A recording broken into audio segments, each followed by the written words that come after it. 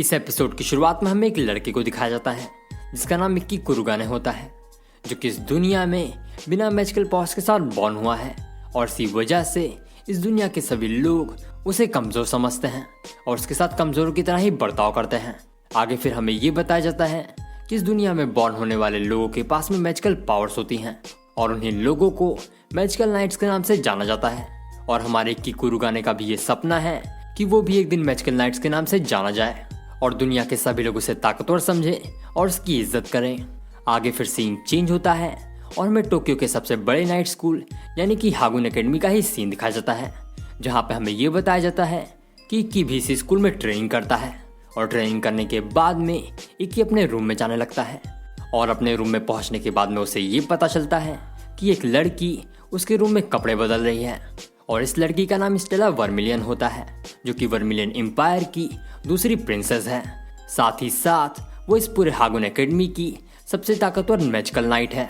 आगे फिर स्टेला को कपड़े बदलता हुआ देख के इक्की थोड़ा घबरा जाता है, लेकिन इससे पहले कि स्टेला उससे कुछ कहती वो अपनी इस गलती की भरपाई करने के लिए अपने कपड़े उतारने लगता है और ये चीज़ देख के स्टेला उसे एक थप्पड़ मार देती है। जिसके बाद फिर सीन चेंज होता है और हम प्रिंसिपल ऑफिस का सीन देखते हैं, जहाँ पे हमें ये बताया जाता है कि स्टेला ने इक्की के खिलाफ एक कंप्लेन कर दी है। आगे फिर उस एकेडमी के डायरेक्टर के सामने इक्की स्टेला से माफ़ी मांगता है, लेकिन उसकी इस हरकत को देख के स्टेला और ज़्यादा भड़क जाती है।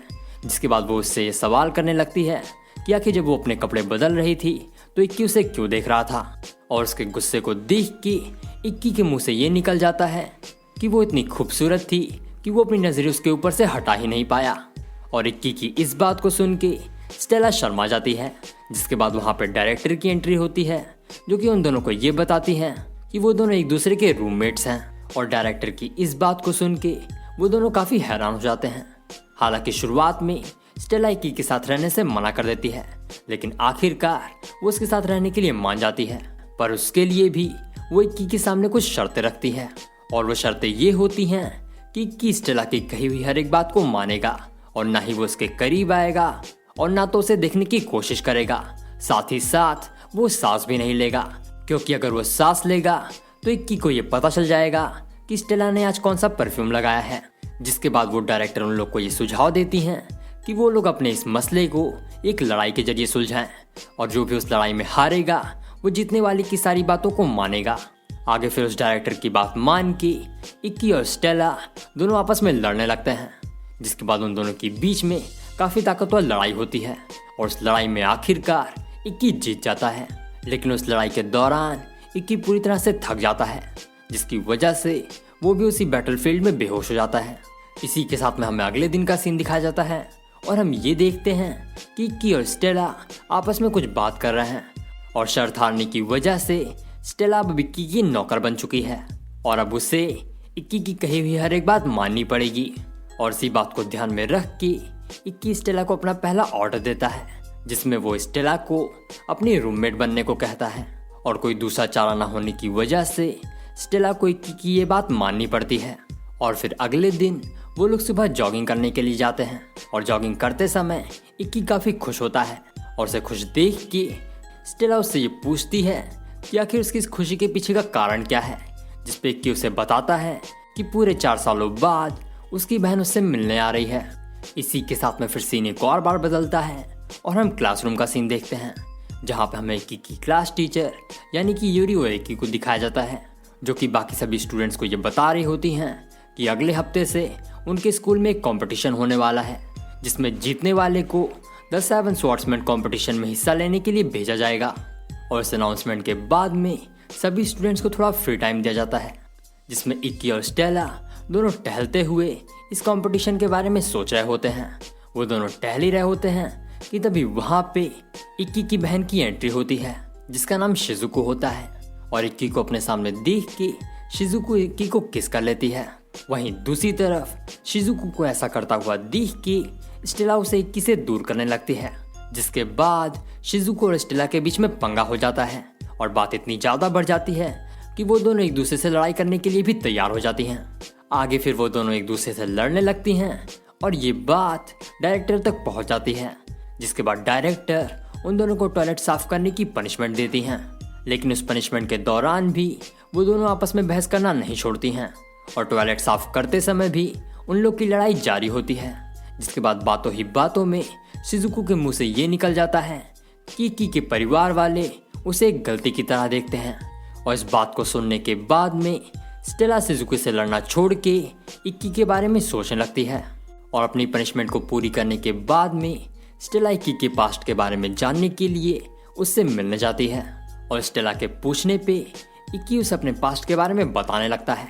जिसके बाद वो उसे ये बताता है कि वो द ग्रेट सामुराई रियोमा के फैमिली से है, जिन्होंने वर्ल्ड वॉर के समय पे जापान को जीत दिलाई थी।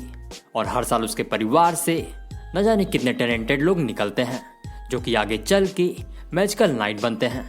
लेकिन अफसोस की बात थी कि इक्की के अंदर ऐसा कोई मैजिकल टैलेंट नहीं था, जिसकी वजह से उसके परिवार वाले उसे नकारा और निकम्मा समझते थे। लेकिन इन सारी चीज़ों के बावजूद भी इक्की ने हार नहीं मानी। जिसके बाद वो एक दिन अपने घर से भाग गया ताकि वो अकेले ट्रेनिंग करके खुद को एक नाइट के लेवल तक ट्रेन कर सके। और काफ़ी ट्रेनिंग करने के बाद में वो हागुन यूनिवर्सिटी में एडमिशन लेने के लिए क्वालिफाई हो गया और तब से वो हागुन यूनिवर्सिटी में ही ट्रेनिंग कर रहा है। लेकिन जब इक्की के परिवार वालों को ये बात पता चला तब उन लोगों ने हागुन एकेडमी के डायरेक्टर से बात करके स्कूल के अंदर कुछ नए नियम लगवा दिए ताकि इक्की कभी भी वहाँ से ग्रेजुएट ना हो सके और हमेशा हागुन यूनिवर्सिटी में ही एक कमज़ोर की तरह ही ज़िंदगी जीता रहे। और इक्की की बैक स्टोरी सुन करके स्टेला को काफ़ी बुरा लगता है। जिसके बाद वो इक्की का मूड ठीक करने के लिए उसके साथ घूमने जाने का प्लान बनाती है। लेकिन इससे पहले कि वो इस चीज़ के बारे में इक्की से पूछती, इक्की को शिजुको का मैसेज आता है जिसमें ये लिखा होता है कि क्या वो शनिवार को शिजुको के साथ घूमने जाएगा। और शिजुको के मैसेज को देख के इक्की उसके साथ जाने के लिए हाँ बोल देता है। जिसके बाद ना चाहते हुए भी स्टेला को इक्की और शिजुको के साथ में वहाँ पे जाना पड़ता है। और रास्ते भर शिजुको को इक्की के साथ चिपका हुआ देख के स्टेला मन ही मन गुस्सा हो रही होती है।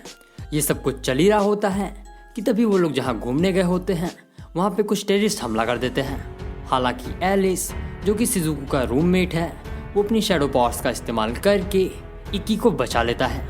लेकिन स्टेला और शिजुको दोनों उन टेररिस्ट से नहीं बच पाती हैं। जिसके बाद वो लोग एलिस की मैजिक की मदद से सिक्योरिटी रूम में चले जाते हैं और वहाँ पे जाने के बाद उन्हें ये पता चलता है कि उन सभी टेररिस्ट ने सभी लोगों को एक जगह पे बंदी बना के रखा है और उन लोग को छोड़ने के बदले में वो लोग पैसे मांग रहे हैं। वहीं दूसरी तरफ उन सभी लोगों की जान बचाने के लिए स्टेला अपनी मैजिकल पावर्स का इस्तेमाल करके उन टेररिस्ट के ऊपर हमला करने लगती है। लेकिन उसकी ये तरकीब बिल्कुल उल्टी पड़ जाती है जब उसे ये पता चलता है कि टेररिस्ट गैंग का जो बॉस है वो भी एक मैजिकल नाइट है। जिसके बाद उन सभी टेररिस्ट का लीडर अपने मैजिकल वेपन यानी कि जजमेंट रिंग का इस्तेमाल करके स्टेला की सारी ताकतों को एब्जॉर्ब कर लेता है। जिसके बाद वो उसी ताकतों की मदद से स्टेला के ऊपर एक हमला करता है और उसके उस हमले से स्टेला बुरी तरह से घायल हो जाती है।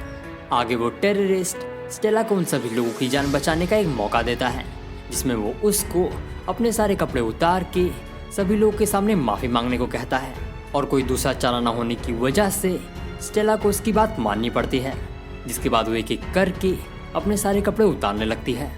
लेकिन इससे पहले कि वो अपने सारे कपड़े उतार देती, शिजुको अपनी मैजिकल पावर्स का इस्तेमाल करके वहाँ पे एक शील्ड बना देती है जिसकी वजह से वो सभी लोग सुरक्षित हो जाते हैं। जिसके बाद एंट्री होती है हमारे हीरो की, जो कि वहाँ पे आके अपनी तलवार की मदद से टेररिस्ट के लीडर यानी कि राइको का दाहिना हाथ काट देता है। वहीं दूसरी तरफ एलिस अपनी मैजिकल पावर्स का इस्तेमाल करके बाकी सभी टेररिस्ट को मार देता है।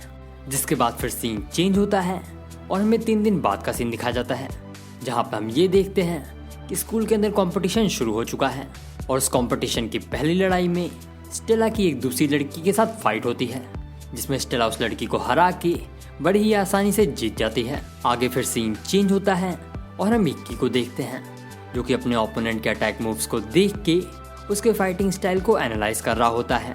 इसी के साथ में हम कंपटीशन वाले दिन का सीन देखते हैं जहाँ पे इक्की और शिजुया दोनों एक दूसरे से लड़ने के लिए एक दूसरे के आमने सामने होते हैं। और उस फाइट की शुरुआत में ही शिजुया अपनी मैजिकल पावर्स का इस्तेमाल करके खुद को गायब कर लेता है और गायब होने के बाद में वो छिप करके इक्की के ऊपर बहुत सारे हमले करता है जिसकी वजह से इक्की धीरे धीरे करके घायल होने लगता है।